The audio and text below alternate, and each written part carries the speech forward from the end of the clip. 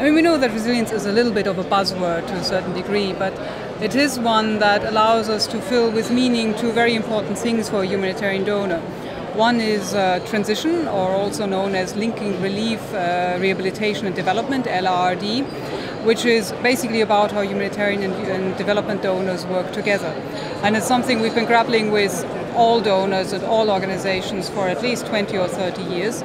But the resilience concept allows us to make it a bit clearer, because it gives us a joint framework of planning and a joint analysis of crisis situations we're faced with. And that allows us to really find a better way to work together and to fill something concrete in an empty shell, which LRD has been so far.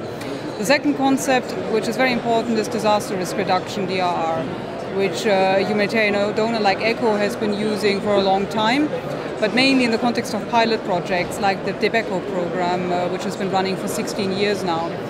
What's important is to mainstream this now and to mainstream it throughout our humanitarian operations. And for that, a resilience context and resilience discussion is extremely useful, because again, we can fill with meaning the concept of DRR and use it in different contexts.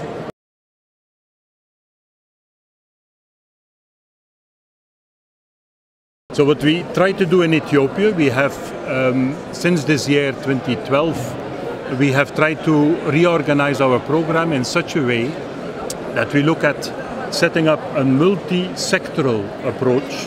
That means different sectors being covered at the same time in the same regions. To do this over a number of years, so not just 1 year and then stop, but then we try to cover a number of years. We think about 3 years as an initial period. And to do this in a selected number of districts in Ethiopia. So we looked at the map, we looked at where historically the biggest problems are occurring, are always coming back. And we chose 8 areas where we would like to concentrate on over the coming 3 years with a group of NGOs, consortia of NGOs, partners, in support of the government programs, to continue to work over those 3 years. So we would look at nutrition, the nutritional problem, as the entry point, so which we have always done, in fact, in the past too.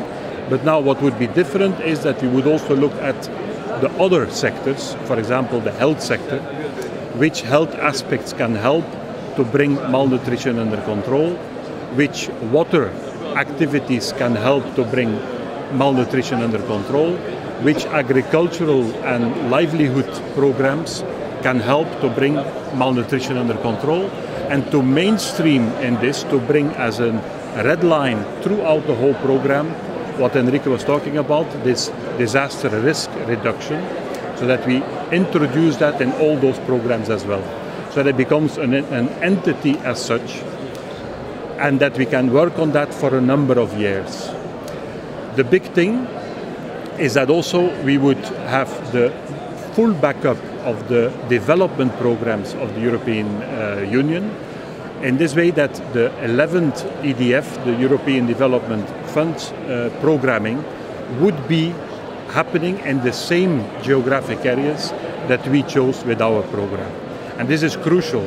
If the ECHO program and the development program can start to work in the same areas geographically and have the same goal in the longer term, let's say the middle term for ECHO, then we can really get some results going.